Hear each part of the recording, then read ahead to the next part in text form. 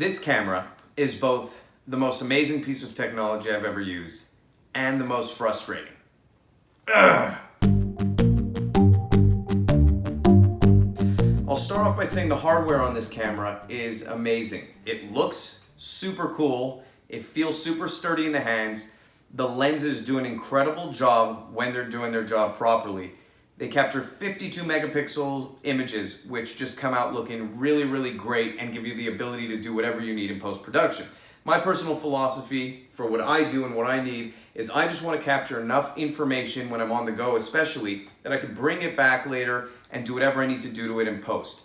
This camera lives up to the hype. The Lumen software does allow you to do depth of field control. It does give you enough information that you can take it into Photoshop after and do whatever you need to it. So from that standpoint, the lenses do their job. They do something that is revolutionary. That is, when they work. So there's two pieces of software essentially running the entire platform of the L16. There's the software on the camera, and then there's the Lumen software. The software on the camera is where I ran into the most issues. So at first when I was using the camera, it was super snappy. I would take a picture and bam, it would be right away. It would process on the camera really quick. I understand that this should take a bit of time. It's 10 photos that are massive that are all compiling into one. But I really had no complaints. Depending what I was doing with the camera and for how long I was using it for, the software would start to lag over time. So when I was doing my watch photography, I was doing a lot of tight shots. I was doing a lot of quick pictures. And what I noticed was that the software started lagging on the viewport. So when the viewport right here, there's no viewfinder, so you're actually relying on the screen to see the picture, would just start delaying as I was taking pictures. So if I would move, it would just stutter for a solid 2 seconds. That's an extreme amount of time. And then when I would press to take the picture, it would take a solid 1 to 2 seconds too. It would actually make this noise like, whereas normally it was like, so it was actually slowing down. Now I'm 100% sure that's a software thing because obviously it's running through and trying to compile the photos and do whatever it had to do. And I suppose because I was doing a lot of photos, the camera was getting hotter. For whatever reason, it started lagging. This was like a 50-50 kind of thing. Whenever it was running perfectly, the camera was amazing. When it wasn't running perfectly and it was lagging, it was actually kind of a bother to use. I contacted Light and they told me to update the firmware. My firmware was already updated. They told me to do a factory reset. I've done that now, so I don't know if I'm still gonna run into these problems continuously. I'm guessing that if it is a problem with the software, they're gonna update it with time anyway. But again, this isn't something I had all the time. It's something I only had when I was doing my watch photography. So I use this camera to do some photography at the martial arts school where I train and teach. I used it for some street photography, and I used it for my watches that I design. And I'll show some pictures of all of those. I think all of the pictures came out really good. That's the interesting thing. I didn't actually have a problem with any of the pictures in terms of how they came out. I thought that the way it captured the colors was very accurate to the real world, which is a problem I've heard some people had on this camera. They're saying, oh, well, the white balance was off. Initially, the white balance was a little weird, actually, when I was using it in the martial arts school. But when I went into manual mode, I felt like that solved all my problems.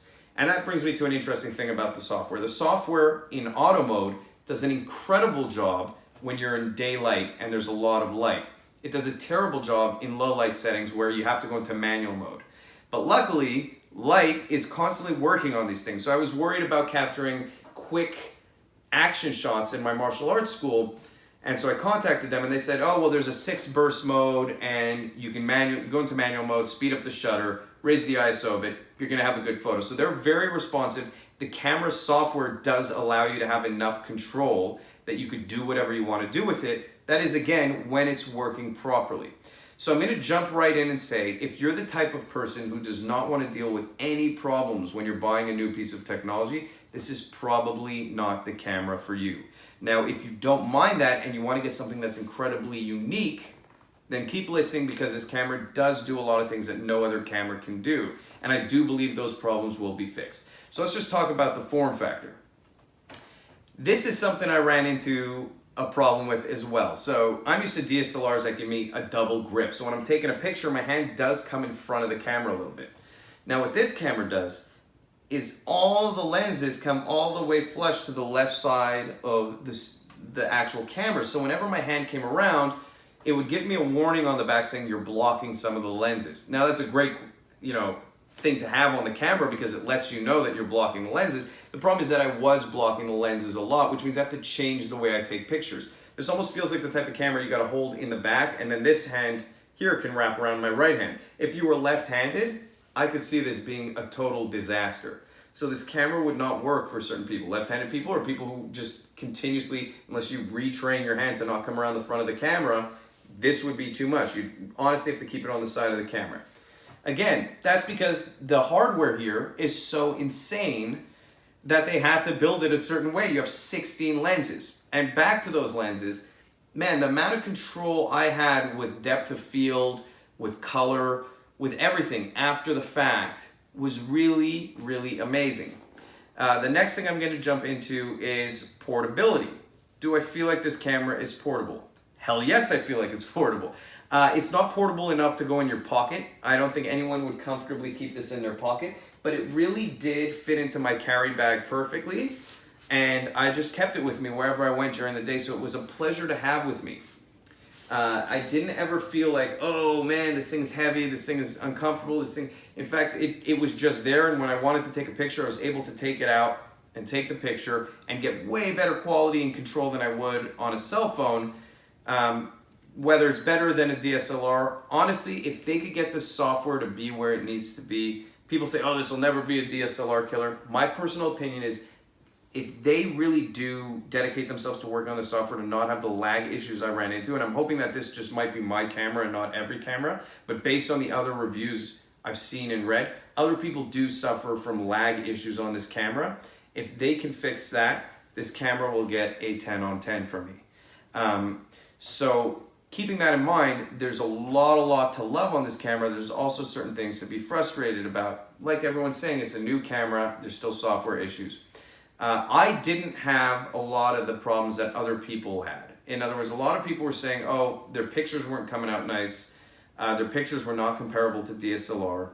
They didn't feel like they had the control on the camera. And I feel like those had to be coming from older reviews because the new software gives you a high level of control. It gives you a high level of depth of field, of everything you want to do in Lumen after the fact.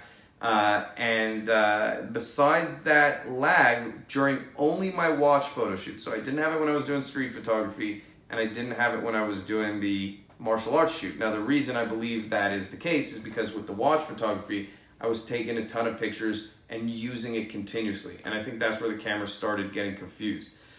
Okay, so turning the camera on when you're on the go also takes a bit of time. This camera does not turn on very quick. I think that's again because it's a very, very heavy piece of technology. They gotta get all 16 lenses activated. So it takes a solid, let's just count right now, and I'll speed this up just so I don't annoy everyone.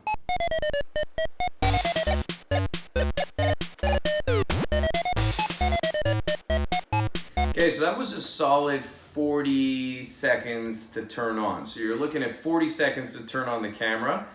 Something to be aware of. The nice thing is that you can just put it to sleep just by doing that, and then you don't have to worry about it because then it comes on in honestly half a second. So that's very, very good. The other thing I found was battery life. When I use this in continuous mode, especially during my watch shoot, and the camera was being used really, really intensely, the battery died extremely fast. What do I mean by that? I mean 2.5 hours of continuous use lowered the battery by 80%. So I'd probably get 3 hours of continuous use out of this camera. Again, it's advertised as being able to do a lot more photography than that without dying, so I was pretty surprised by that. But I think that's tied into the software issue, and I think that was just draining and killing the battery. I'm really conflicted because what I want to say is I want to say that this camera is totally worth it. It's really amazing. The hardware is revolutionary. The pictures it takes are really great. Everything fantastic. But I can't because I'm still torn over the fact that I can't recommend something that gave me the type of problems I had when I was doing my watch shoot. You know, I just can't do it because if that issue is not resolved, it's very hard to recommend this as a 10 on 10 camera. So it's one of those cameras that in every aspect, it's almost perfect, except for that software issue. The Lumen software also was a little bit interesting. So the Lumen software, the only thing I would use the Lumen software for is to control depth of field. Realistically, you could control the sharpness, vibrance, exposure. You can even do that on the camera, which is kind of cool. But you don't need to. I mean, chances are if you're doing photography, you're also using Photoshop or Lightroom or whatever software you're using, you're going to take it in there and you're going to have the same functionality in that software. What you won't have is that depth of field software. And that depth of field software, I didn't think I would care so much about it, but I actually did. It actually made a difference in terms of how it was capturing photos. And not only the fact that I could control the depth of field after the fact, but that so much information was captured that I didn't even have to worry about depth of field. If the picture wanted to be crystal clear, chances are it was crystal clear out of the box. And then if I felt like adding in that depth of field after the fact, it was there. And it really made a difference in terms of how I imagine the photography. They did give me some recommendations. If you do buy this camera, this part's important for you. The auto face detection will slow down the camera, will drain the battery. When you're not using the camera, in terms of like taking an actual picture, so if in that moment you have a little lag, put it to sleep. Just push that power button on the back and then turn it back on. It comes on so quick that they recommend not leaving the viewport just running.